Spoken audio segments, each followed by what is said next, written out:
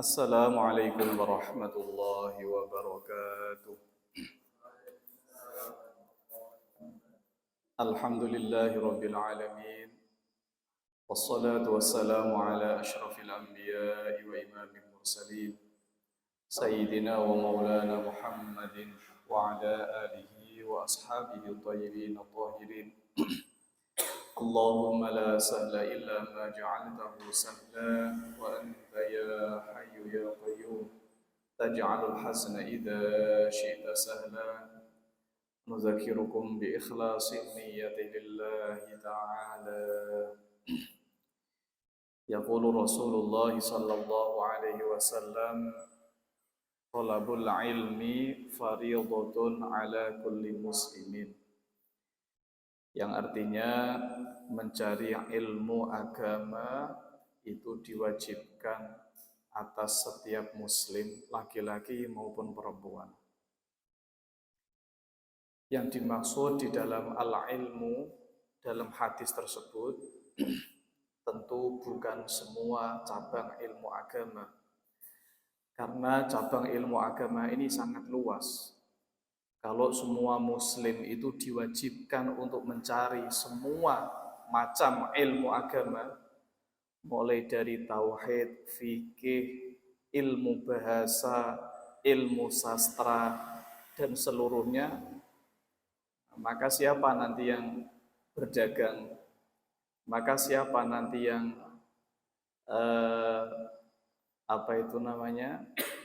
bekerja? Sehingga nanti semua orang muslim akan disibukkan dengan mencari ilmu agama saja tanpa memiliki aktivitas-aktivitas yang lain.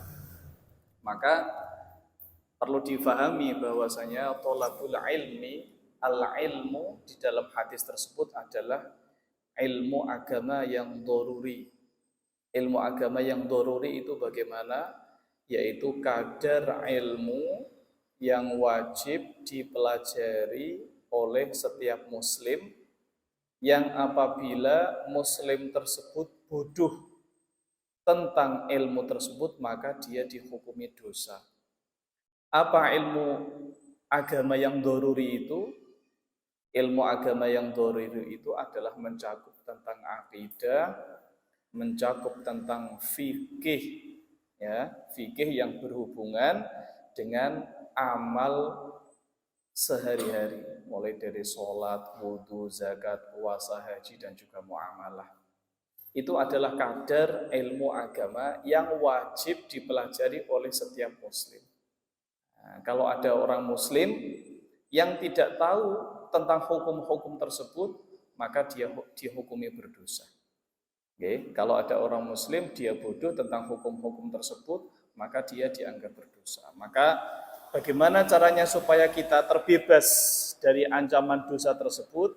Yaitu dengan menggugurkan kewajiban itu. Dengan cara apa? Yaitu dengan cara mempelajari ilmu agama. Itu yang inti. Nah, jika seseorang itu sudah menggugurkan kewajiban untuk belajar ilmu agama yang dharuri, nah, maka dia bisa memperluas pengetahuan agamanya di dalam bidang-bidang yang lain. Wong carane wudu salat wae cek durung paham, wis belajar ilmu misalnya perbedaan mazhab. Nah, mazhab Syafi'i tok wae durung nguasai kok. Sudah belajar perbedaan mazhab. Lagi misalkan tentang akidah saja belum kokoh, belum benar-benar meresap di dalam hati, dia sudah mempelajari tentang filsafat ini itu dan sebagainya. Ini bukan cara yang ditempuh oleh para ulama, bukan seperti itu. Para ulama itu pasti mengawali pelajaran untuk para santri diawali dengan hal-hal yang paling mudah, paling simpel, yaitu apa? Ilmu agama yang dharuri. Maka beruntung sekali para santri yang dimudahkan oleh Allah Subhanahu wa taala untuk belajar ilmu agama, karena salah satu ciri orang yang dikehendaki baik oleh Allah Subhanahu wa taala itu apa? Bukan orang yang dikasih harta banyak, boten. Bukan orang yang diberi jabatan tinggi, tidak. bukan orang yang diberikan fisik bagus, tampan, rupawan, cantik, tidak. Itu semuanya bukan barometer orang yang baik, boten. Tetapi dawuh Kanjeng Nabi, man yuridillahu bi khairan yufaqihu fiddin. Sapa wonge sing dikehendaki baik oleh Allah Subhanahu wa taala, yufaqihu fiddin, dimudahkan di dalam mencari ilmu agama. Keberadaan kalian ini di pondok pesantren itu merupakan kemudahan yang diberikan oleh Allah Subhanahu wa taala kepada kalian. Dan yakinlah bahwa santri sing sinau babagan ilmu agama itu kelak dimudahkan jalannya oleh Allah Subhanahu wa taala menuju surga. Man salaka thariqan yaltamisu fihi ilma sahalallahu lahu thariqan ilal jannah. Barang siapa yang menempuh perjalanan untuk mencari ilmu agama, maka akan dimudahkan oleh Allah Subhanahu wa taala menuju surga. Oleh karena itu, kudu semangat ya, harus lebih semangat lagi, himmahnya dipupuk kembali supaya lebih giat lagi di dalam mempelajari ilmu agama. Bismillahirrahmanirrahim. Pada malam hari ini insyaallah ta'ala kita akan melanjutkan kajian tentang kitab Al-Qaul Jali, tepatnya pada halaman 10, Qaulul Mu'allif fahuwal qadimu wa ma siwahu hadisun. Bismillahirrahmanirrahim. Yaqulul mu'allif rahimahullah wa nafa'ana bi'ulumihi fid dharain amin ya rabbal alamin. Fahuwal qadimu wa ma siwahu hadisun wa huwal khaliqu wa ma siwahu makhluqun. Fahuwal qadimu, makna qadim alladzi la awwala lahu wa ma siwahu minal alamina hadisun, makna hadis wujida ba'da adamin. Wa huwal khaliqu li jami'il kainati wa ma siwahu ay kullul alamina makhluqun lahu bidayatun fal alamu hadisun bi jinsihi wa afradihi. Pada pembahasan kali ini, muallif kitab yaitu Asy-Syaikh Abdullah Al-Harari menjelaskan bahwa Allah Subhanahu wa taala adalah zat yang qadim. Qadim artinya dahulu, ada tanpa permulaan. Itu artinya qadim. Qadim itu artinya ada tanpa permulaan. Wa ma siwahu hadisun, dan selain Allah Subhanahu wa taala, malaikat, jin, langit, manusia, hewan, bumi adalah hadis. Hadis itu artinya baharu. Baharu itu artinya apa? Yang tadinya tidak ada kemudian menjadi ada. Itu artinya hadis. Sehingga dari sini kalian harus mengenali dua istilah. Yang pertama qadim. Napa? Qadim. Allah adalah zat yang qadim, ada tanpa permulaan. Jadi tidak perlu dipertanyakan, loh Allah itu ada sejak kapan ya? Karena pertanyaan sejak, pertanyaan mulai kapan ya, itu hanya diperuntukkan bagi perkara yang ada permulaannya. Jadi tidak boleh ada pertanyaan, Allah itu umurnya sudah berapa ya sampai sekarang? Apakah miliar tahun, triliun tahun? Tidak boleh dipertanyakan seperti itu.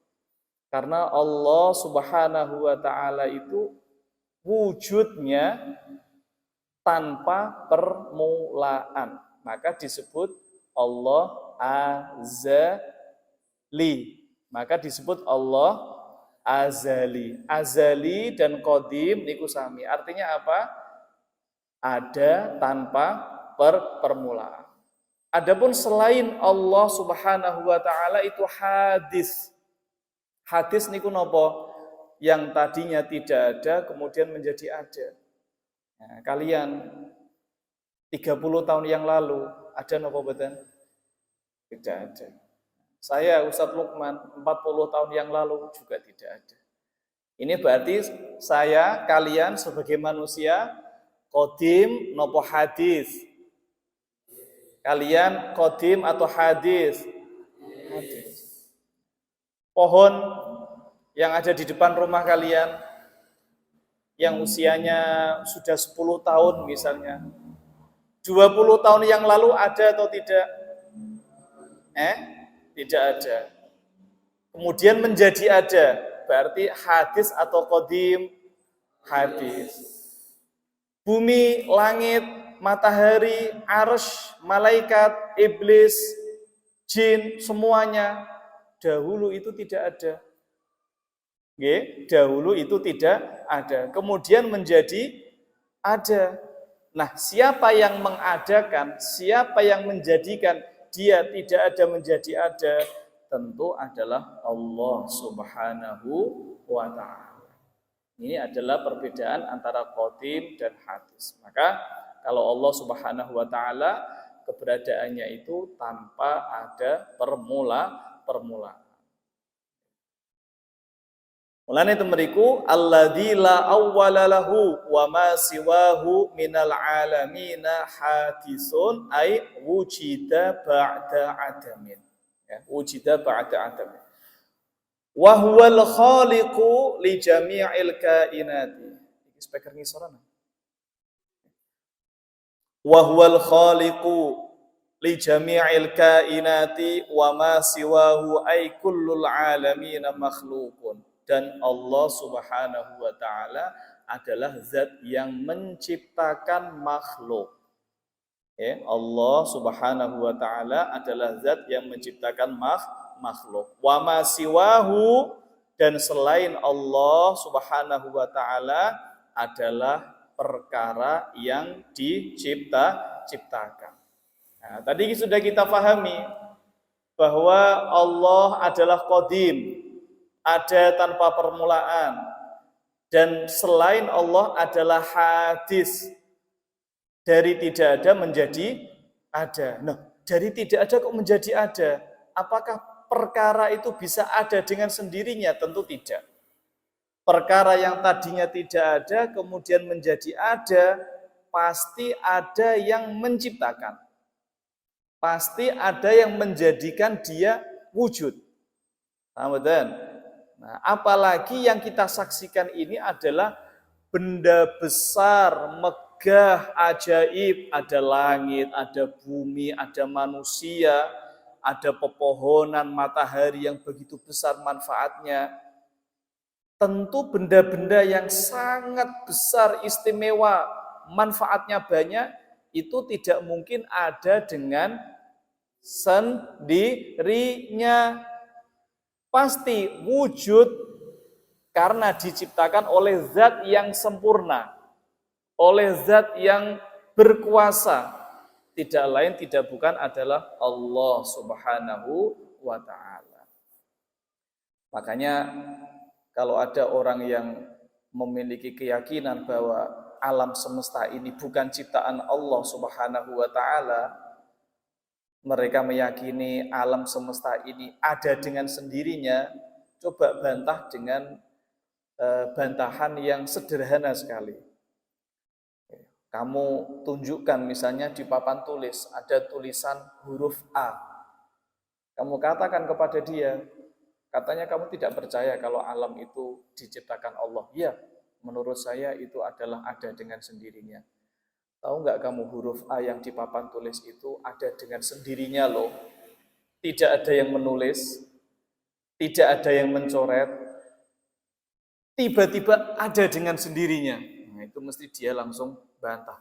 Gak mungkin, bagaimana mungkin tulisan di papan tulis kok ada dengan sendirinya, itu pasti ada yang menulis itu.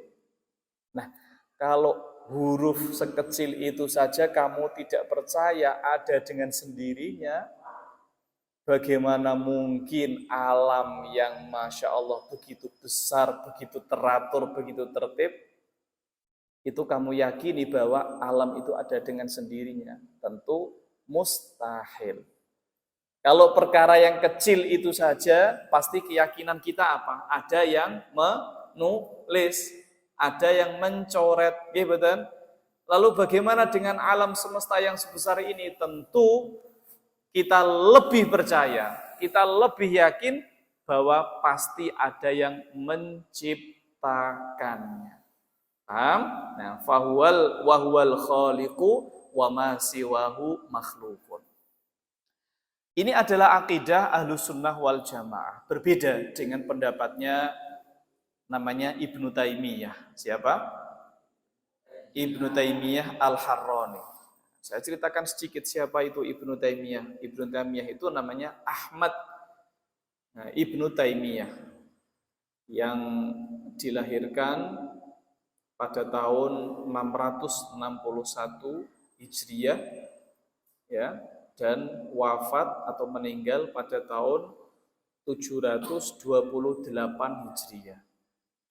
Ibnu Taimiyah ini adalah cucu dari seorang ulama yang masyhur sekali. Akan tetapi Ibnu Taimiyah ini memiliki pemahaman-pemahaman yang menyimpang dari golongan Ahlus Sunnah wal Jamaah. Sampai Ibnu Taimiyah itu pernah dipenjara berkali-kali karena fatwanya itu nyeleneh. Ya, karena fatwanya apa? Nyeleneh. Salah satunya apa? Dia mengatakan bahwa makhluk itu ada tanpa permulaan. Salah satu fatwanya Ibnu Taimiyah itu mengatakan apa? Makhluk ada tanpa permulaan. Kalau kita yakini tadi Ahlus Sunnah wal Jamaah mengatakan makhluk bagaimana? Dari tidak ada menjadi ada. Kalau Ibnu Taimiyah ngoten niku, itu hanya satu saja, belum fatwa-fatwa sesat yang lainnya. Maka dia itu sampai dipenjara berkali-kali, mengaku taubat dikeluarkan lagi, dipenjara lagi sampai dia itu meninggal di penjara.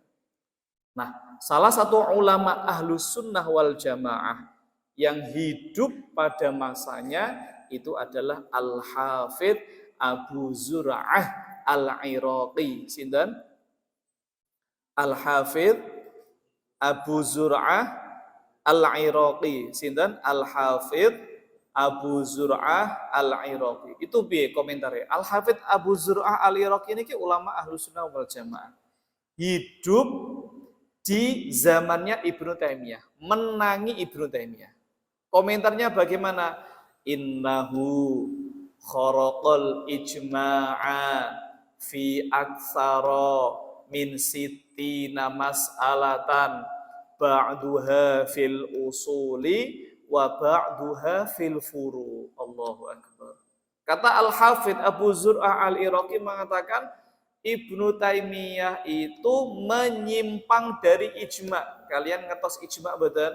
Ya, ijma adalah satu dari 4 dasar yang digunakan di dalam Islam. Al-Quran, Al-Hadis, ijma, qiyas. Paham betul? 4. Al-Quran, Al-Hadis, ijma, qiyas. Ijma itu kesepakatannya para ulama. Ya, ijma itu apa? Kesepakatannya para ulama. Innahu kharaqal ijma'a fi aksara min sittina mas'alatan ba'duha fil usuli wa ba'duha fil furu'. Ibnu Taimiyah itu menyimpang dari kesepakatannya ulama di lebih dari 60 masalah. Masya Allah. Orang angger siji masalah toh. Tapi lebih dari 60 masalah dia nopo menyimpang dari ijma'nya para ulama. Parahnya lagi, ya, parahnya lagi ba'duha fil usul wa ba'duha fil furu'. Sebagian 60 ini tentang akidah, kan bahaya. Ya, menyimpang dari ijma' para ulama tentang akidah niku bahaya, bisa menyebabkan orang keluar dari agama Islam. Wa ba'duha fil furu', dan sebagiannya adalah di dalam cabang-cabang ilmu agama fikih. Fikih niku furu'. Akidah niku usul. Furu' usul. Nah, kalau usul itu yang dimaksud adalah akidah niku. Nah, salah satu masalah yang di mana Ibnu Taimiyah menyimpang itu adalah mengatakan bahwa alam itu qadim. Lan itu mriki wa khalafa fil qismil awwali Ibnu Taimiyah. Faqala kal falasifati inna naw'al alami azaliyun la bidayata liwujudihi. Maksudnya bagaimana loh Ustaz? Saya kan manusia. Saya lahir misal 20 tahun yang lalu. Berarti kan sebelum 20 tahun yang lalu saya itu tidak ada. Kan jelas saya itu tadi tidak ada, kemudian Beleni Ustadz, kok bisa Ibnu Taimiyah itu mengatakan bahwa makhluk itu azali atau qadim? Padahal saya umurnya 15, berarti sebelum 15 tahun yang lalu saya tidak ada. Terus bagaimana? Kata dia itu, kita ini kan insan, jadi ada sesuatu itu namanya insaniyah. Kita ini kan manusia. Jadi menurut Ibnu Taimiyah itu, iya, kalau kamu memang hadis, dia bilang, kamu hadis, kamu tadinya tidak ada, kemudian ada. Tapi ada namanya insaniyah. Entah ya, mungkin bahasa sekarang itu semacam embrionya manusia atau bagaimana, wallahu alam bagaimana saya mau. Tapi ini dia terpengaruh dengan bahasa-bahasa orang falasifah. Kita ini insan, manusia bahasa Arabnya insan. Nah, insaniyah, ada namanya insaniyah, kata Ibnu Taimiyah itu qadim. Kalau hayawan, sapi, itu hayawan. Nah, ada namanya hayawaniyah. Itu namanya jenisnya, itu yang menurut dia itu adalah qadim tanpa permulaan. Kalau hewannya, kalau kamu manusia, kita hadis, itu disepakati oleh kita juga bersama Ibu. Tapi menurut dia ada namanya insaniyah, ada lagi namanya hayawaniyah. Itu yang menurut dia itu adalah qadim. Tapi bagi ahlu sunnah wal jamaah itu sangat tidak masuk akal. Karena namanya insaniyah. Bagaimana mungkin ada insaniyah kalau manusianya saja tidak ada?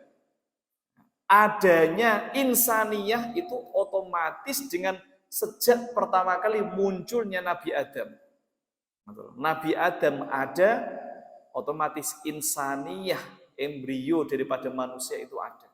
Sehingga tidak masuk akal ada insan dan ada insaniyah niku sangat tidak masuk akal. Kenapa kok bisa seperti ini? Karena Ibnu Taimiyah itu banyak sekali terpengaruh dengan pemikiran-pemikiran orang filsafat. Oke, maka Ibnu Taimiyah ini dikafirkan oleh ulama-ulama Islam. Fakaffarahul muslimun ala zalika. Ini satu masalah, belum lagi dia mengatakan Allah di atas arsy, Allah duduk di atas arsy, Allah seperti makhluknya dan lain sebagainya. Oke. Nah, salah satu kitab yang berisi bantahan terhadap Ibnu Taimiyah yang paling dahsyat di akhir zaman ini adalah kitab yang dikarang oleh Syekh Abdullah Al-Haruri bernama Al-Maqalatus Sunniyah, apa? Al-Maqalatus Sunniyah fi Kashfi Dolalati Ahmad Ibni Taimiyah. Nah, itu kitab Masya Allah kan telinga sa-Quran ngeten iki. Itu isinya bantahan terhadap Ibnu Taimiyah sudah habis, selesai. Tidak ada yang bisa apa istilahnya membantah kembali terhadap kitab tersebut. Sambun. Fakullu hadisin dakhala fil wujudi minal a'yani wal a'mali minaz zurrati ilal arsy wa min kulli harakatin lil ibadi wa sukunin wan nawaya wal khawatiri fahuwa bi khalqillahi lam yakhluqhu ahadun siwallah. Kata muallif fakullu hadisin dakhala fil wujudi. Setiap perkara baru yang ada, ya, setiap perkara baru yang masuk kategori wujud, baik itu berupa benda atau perbuatan, ya, karena di dunia ini kan makhluk itu kan dibagi dua aja. Yang pertama itu adalah benda, ya, jadi kamu ini namanya manusia, kita ini manusia. Terus di dalam diri kita ada aktivitas namanya amal, ya. Kemudian ada lagi sifat yang ada di dalam diri kita. Minazarrati ilal arsy, dari yang paling kecil. Zarrah itu artinya adalah benda yang paling kecil di muka bumi yang sudah tidak bisa dibagi-bagi.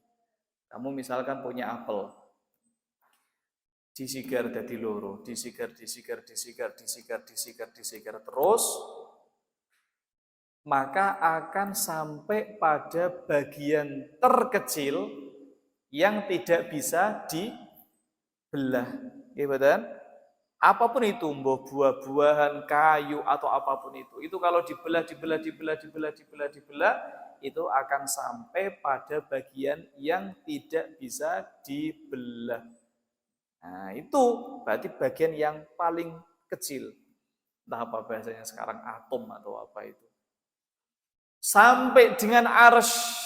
Arsy itu adalah makhluk yang paling besar yang diciptakan oleh Allah Subhanahu wa ta'ala. Oke, arsy itu adalah makhluk terbesar yang diciptakan oleh Allah Subhanahu wa ta'ala.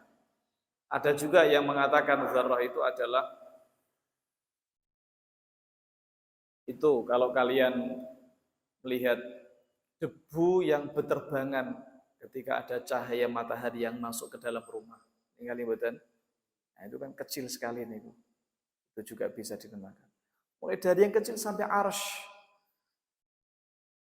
Wa min kulli harakatin lil ibadi wa sukunin wan nawaya, gerakan-gerakan hamba. Kalian bergerak, maju mundur, maju mundur, maju mundur. Wa sukunin, kamu juga diam.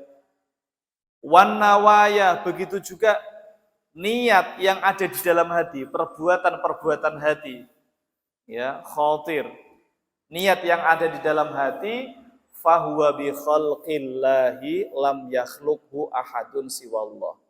Semuanya itu adalah atas ciptaan Allah Subhanahu wa ta'ala. Nggih, jadi manusia niki apa yang kalian lakukan, buruk ataupun baik, maksiat ataupun taat, itu adalah semuanya ciptaan Allah Subhanahu wa ta'ala. Maka niki membantah terhadap dua golongan.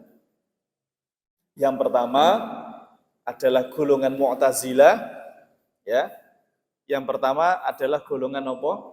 Mu'tazilah. Kemudian yang kedua adalah golongan Jabariyah. Mu'tazilah, nah ini bukan Ahlus Sunnah wal Jamaah.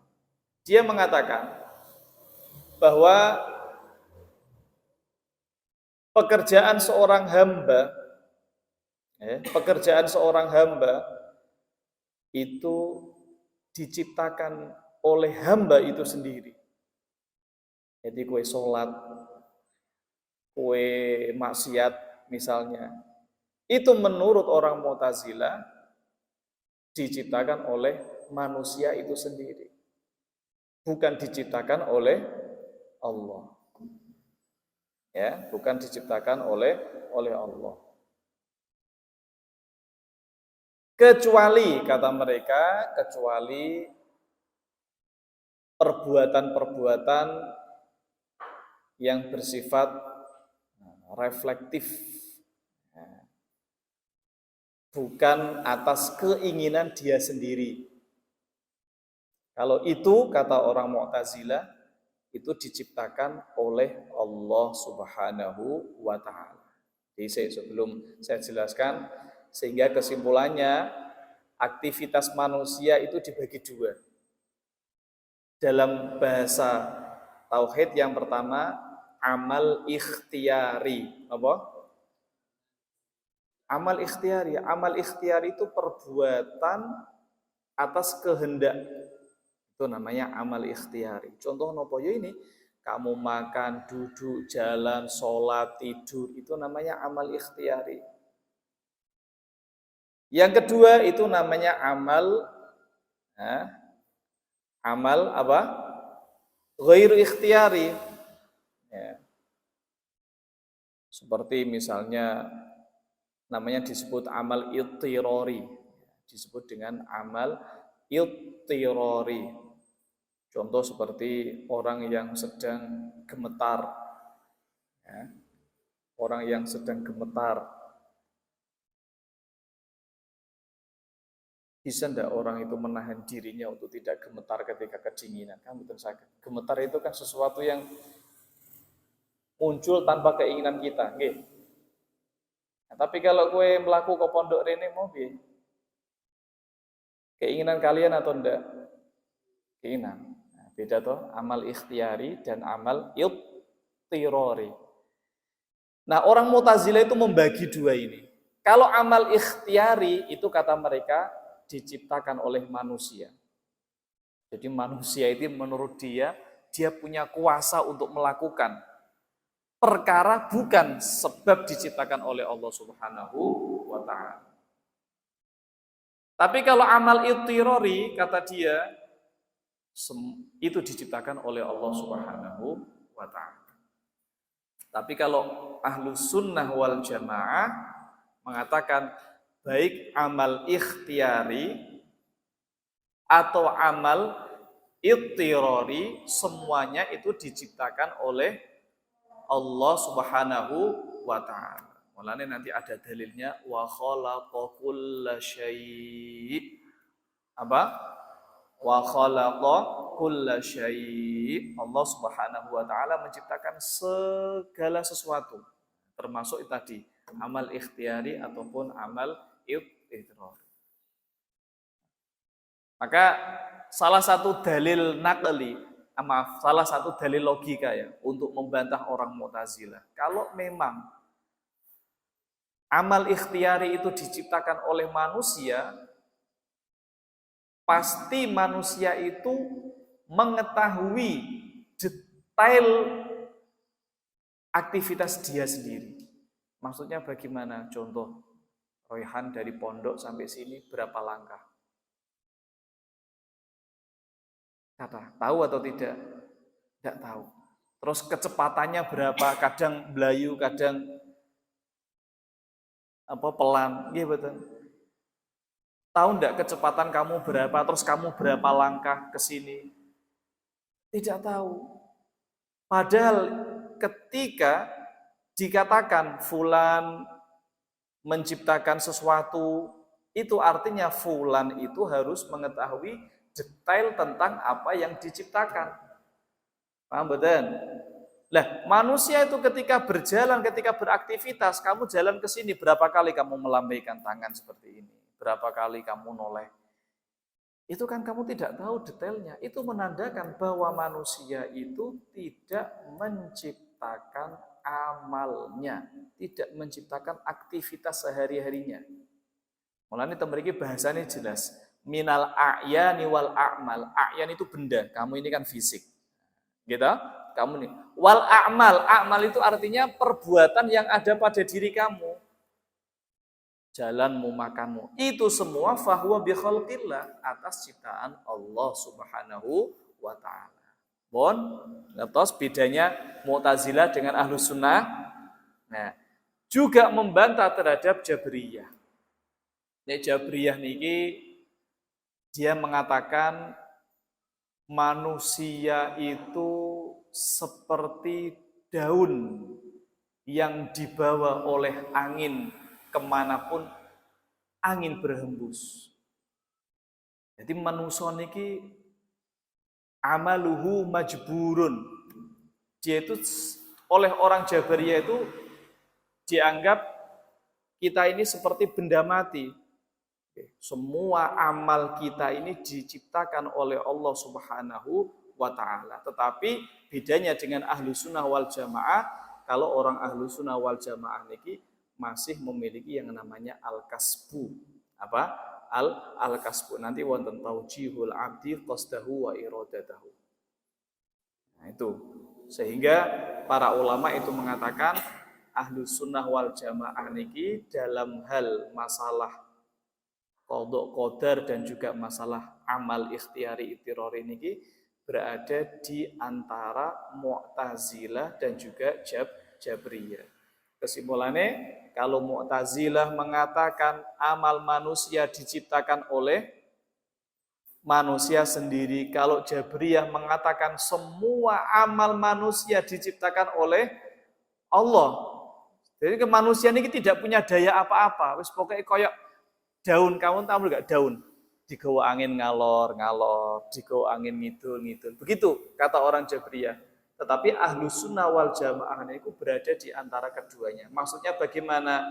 Amal manusia diciptakan oleh Allah Subhanahu wa ta'ala, baik yang ikhtiyari ataupun yang ittirari. Dan manusia ini bukan majbur, bukan seperti daun yang dibawa angin. Manusia tetap punya keinginan. Manusia tetap punya kehendak. Paham betul? Ini ahlu sunnah, tak bela ini. Ahlu sunnah itu meyakini amal manusia seluruhnya diciptakan oleh Allah. Tetapi manusia itu sendiri juga punya keinginan, juga punya kehendak. Tetapi keinginan dan juga kehendaknya manusia itu di bawah kehendaknya Allah Subhanahu wa ta'ala. Tapi nek godhong punya enggak dia kehendak, keinginan? Enggak, mulanya itu akidahnya orang Jabriyah sesat nih. Nah, kita dianggap sebagai seperti daun yang diterpa angin ke sana kemari. Nah, itu kesimpulan daripada minal a'yani wal a'mali. Wa min kulli harakatin, gerakan manusia, wa sukunin, begitu juga diamnya manusia, wan nawaya, bahkan aktivitas-aktivitas yang ada di dalam hati itu semua juga ciptaan Allah Subhanahu wa ta'ala. Mulane temeriki bahasane wahya asgharu hajmin narahu munfasilan an ghairihi bil ainil mujarradati. Adalah benda paling kecil yang bisa kita lihat dengan mata telanjang. Nah, dengan mata telanjang, bukan menggunakan mikroskop. Wahyal haba'u alladhi yadharu 'inda dukhuli nuri syamsi minal kawwati aw ma kana asghara minha, yaitu apa? Benda kecil, debu yang berterbangan yang muncul ketika masuknya cahaya matahari melalui atap ataupun genteng, atau juga benda yang lebih kecil daripada zarrah itu. Ilal arsy alladhi huwa akbaru makhluqatillahi ta'ala min haitsul hajmi hiya bi khalqillahi wa kadzalikal a'malu dhahiratu min kulli harakatin lil ibadi wa sukunin wal a'malul batinatu minan nawaya niki jam'u niyatin, jamaknya niat, wahyal azmu. Bedanya kalau al azmu itu artinya at-tasmimul muakkad, niat kuat. Ya, niat kuat. Mulanya pernah itu saya jelaskan itu.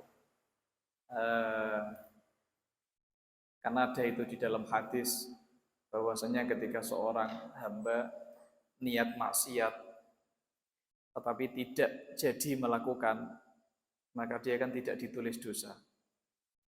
Terus di dalam hadis Bukhari itu ada al-qatilu wal maqtulu finnar, ada orang yang bertengkar, saling membunuh. Maka yang mati dan yang membunuh itu sama-sama masuk neraka, kata Rasulullah. Ditanya, loh, kok bisa Kanjeng Nabi yang membunuh masuk akal masuk neraka karena dia membunuh. Tapi yang dibunuh kok bisa masuk neraka? Maka Kanjeng Nabi mengatakan karena yang dibunuh itu dia juga punya apa? Niat kuat untuk membunuh, tetapi hanya saja dia kalah. Lalu bagaimana kita menyatukan dua hadis ini? Katanya tadi kalau orang hanya niat saja tetapi tidak jadi melakukan maksiat tersebut, bukankah tidak dicatat dosa? Tapi ini kok dicatat dosa. Karena apa? Di dalam hadis di situ dijelaskan kembali oleh para ulama, karena yang dimaksud dengan hadis tidak dicatat dosa itu kalau hanya niat saja, punya kerentek di dalam hati. Nah, contoh misalnya orang, wah nanti saya malam punya keinginan nih untuk nyolong kolamnya tetangga misalnya. Dia punya niat gitu saja. Tapi kalau azam, nah ini azam, masalah al-qatil mamatu dia sudah punya azam. Azam itu di atasnya niat. Jadi niat kuat yang sudah sertai dengan persiapan-persiapan. Wes persiapan, nah wes disiapno senternya, sudah disiapkan ondone, sudah disiapkan timnya. Kamu nanti yang jaga sebelah sana, kamu nanti yang jaga sebelah sana. Ini berarti bukan hanya niat ini azam, ini kuat ini.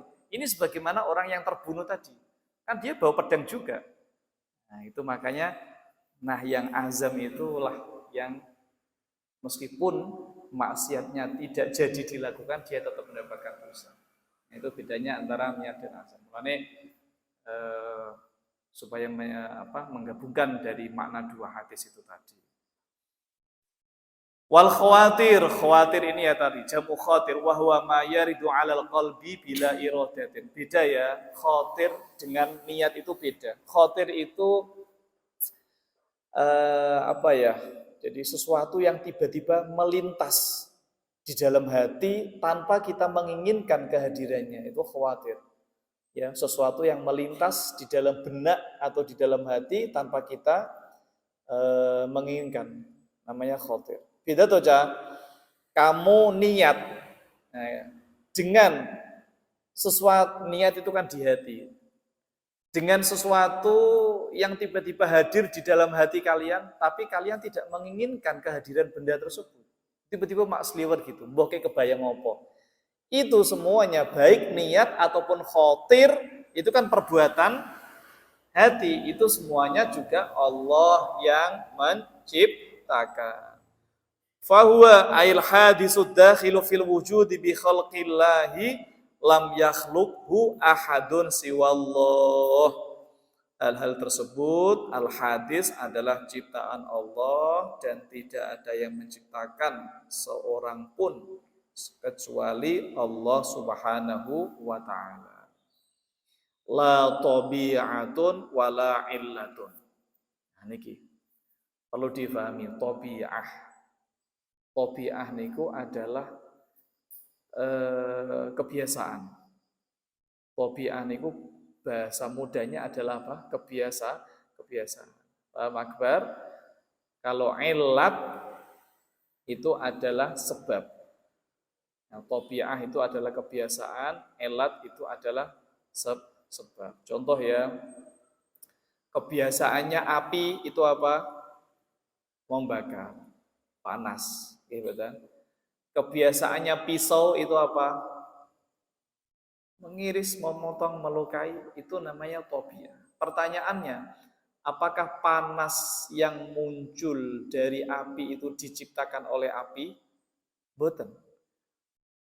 Panas dan api itu kedua-duanya diciptakan oleh Allah Subhanahu wa ta'ala. Bukankah kita sering mendengar bahwa ada orang yang dibakar tetapi tidak terkena api sedikit pun? Ya, banyak ceritanya seperti yang terjadi pada Nabi Ibrahim. Tidak terbakar. Itu menandakan bahwasanya api itu tidak menciptakan panas atau bakaran, tetapi dia hanya kebiasaannya api adalah membakar. Adapun api dan juga panasnya itu adalah diciptakan Allah Subhanahu wa ta'ala. Nah, pisau juga sama seperti itu. Pisau adalah makhluk, Memotong itu juga makhluk. Bukankah banyak pisau itu yang sudah digesek-gesek begini tetapi dia tidak bisa memotong? Karena memotong itu hanyalah tabiat kebiasaan yang ada pada benda tersebut. Elat. Nah, elat itu sebab. Elat itu sebab. Nah, contoh misal ada cincin nih di jarinya Ustadz. Saya gerak-gerakkan. Cincinnya bergerak betul.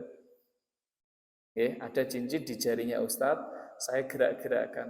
Cincinnya ikut gerak betul. Geraknya cincin sebab geraknya jari. Tak pilih ini, geraknya cincin sebab apakah jari menciptakan gerakannya cincin? Tidak. Jari hanyalah sebab dari geraknya cincin. Nah, begitu loh. Ini kenapa Ustadz kok tiba-tiba ada pembahasan tabi'atun wala illatun? Begini, karena orang-orang ateis, tahu ya orang-orang ateis ya, orang yang tidak percaya dengan Tuhan. Mereka mengatakan alam itu ada tanpa diciptakan oleh Allah Subhanahu wa taala. Jadi mengatakan Allah Subhanahu wa taala itu bukan pencipta, tetapi Allah Subhanahu wa taala adalah elat. Elat berarti sebab wujudnya alam. Allah ada, ini mereka loge. Allah ada, sebab Allah ada, maka akhirnya terus no. Allah ada, sebab Allah ada, maka alam ada. Itu kata mereka. Jadi mereka itu menghindari ungkapan Allah pencipta. Betul loh. Paham betul? Mereka menghindari ungkapan Allah pencipta. Maka mereka mengatakan Allah itu bukan pencipta, tapi Allah itu adalah illat.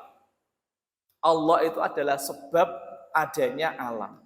Nah, nanti kalau ketemu orang ateis pasti seperti itu. Dia mengatakan, loh, bagaimana mungkin alam seperti ini tidak ada yang menciptakan? Kata mereka, tidak ada yang menciptakan. Allah itu adalah sebab. Allah ada, sebab Allah ada, alam itu ada. Begitu dengan sendirinya. Itu mereka. Lah, mereka diperjelas, dipertegas oleh Syekh Abdullah Al-Haruri mengatakan, fahuwa bi khalqillahi lam yakhluqhu ahadun siwallah. Semua tadi yang sudah disebutkan, fisik kamu, perbuatan kamu, gerakan, diam, aktivitas hati, fahuwa bi khalqillah, itu adalah ciptaan Allah Subhanahu wa taala, la tabi'atun wala illatun, bukan karena tabiat, bukan karena illat. Bukan karena illat.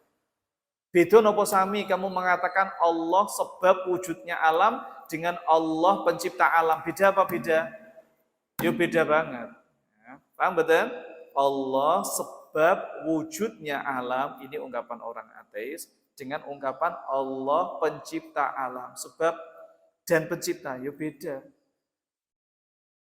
Pendekatannya bagaimana Ustadz? Ini tadi loh. Cincin, geraknya cincin itu kan tidak diciptakan oleh jari, tetapi geraknya cincin disebabkan. Nah, bahasanya disebabkan. Mereka mengatakan alam ini bukan diciptakan oleh Allah, tapi karena Allah itu ada, alam ada. Paham betul? Nah, itu menurut mereka.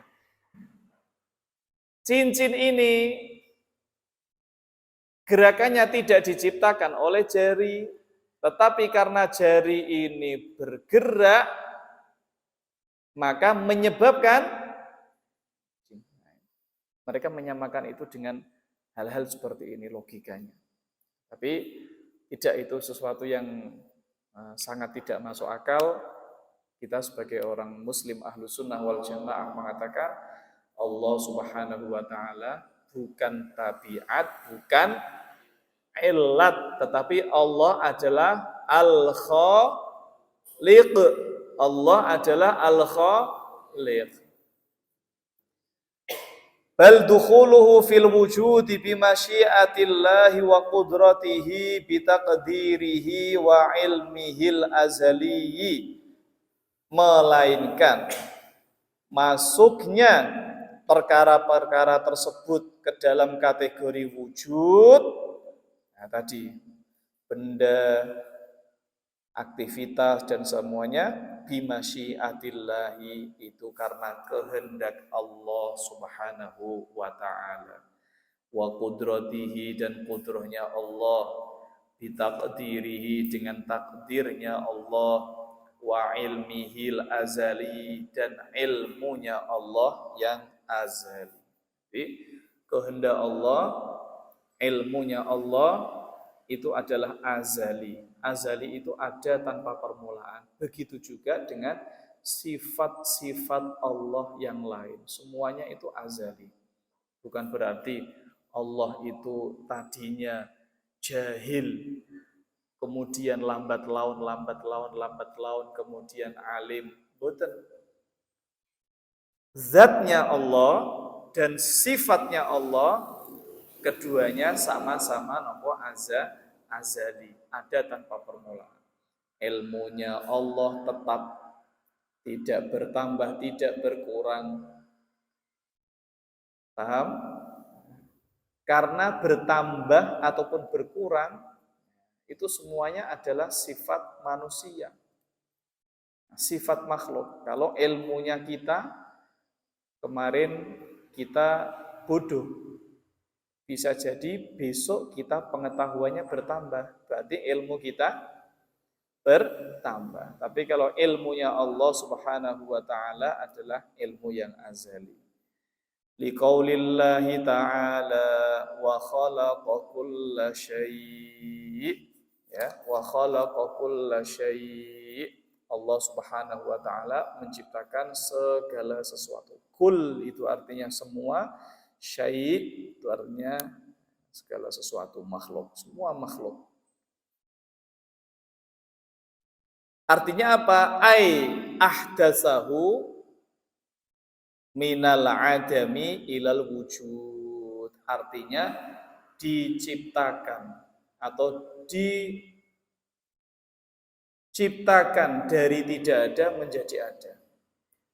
Fala khalqa bihadzal ma'na li ghairillah. Maka tidak ada sang pencipta, ya, dengan makna tersebut kecuali bagi Allah Subhanahu wa ta'ala. Qala Allah Ta'ala hal min khaliqin ghairullah. Qala Allah Ta'ala hal min khaliqin ghairullah.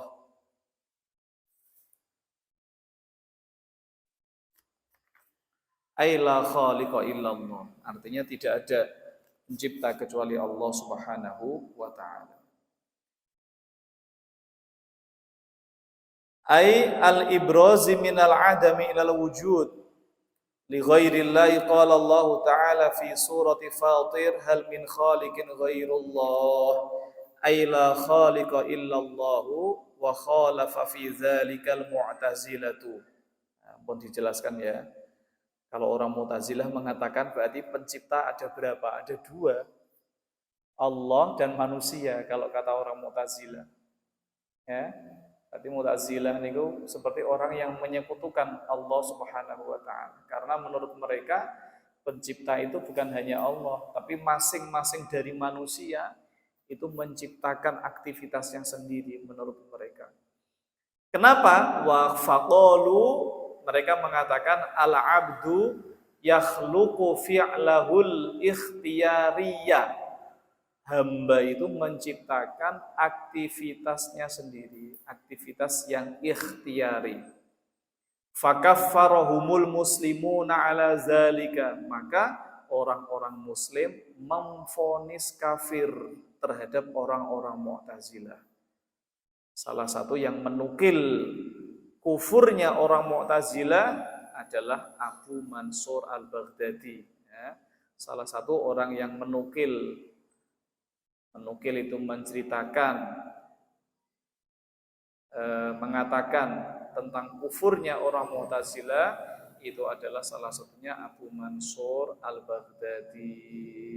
Wa qad qala an-Nasafiyyu ilahuna wallahu a'lam bishawab. Semoga bermanfaat dan kita diberikan istiqomah oleh Allah Subhanahu wa taala. La yashba'u mu'minun min khairin yasma'uhu hatta yakuna muntahahul jannah.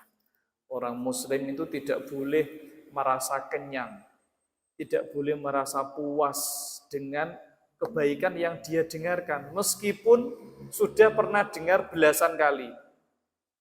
Nah gitu, ojo lagi diulang sepisan, saya sok dibeleninnya, ala Pak Ustadz, ikinah, tidak boleh seperti itu.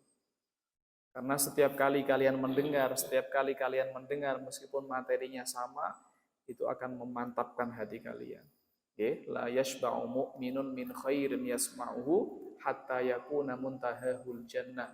Orang muslim tidak boleh puas, tidak boleh merasa kenyang dengan kebaikan-kebaikan yang dia dengarkan sampai dia bertemu dengan surganya Allah Subhanahu wa ta'ala. Mungkin kita semua bisa istiqomah di dalam ngaji ini, insya Allah rutin kita adakan malam Rabu 1 minggu sekali. Barakallahu fikum. Wassalamualaikum warahmatullahi wabarakatuh.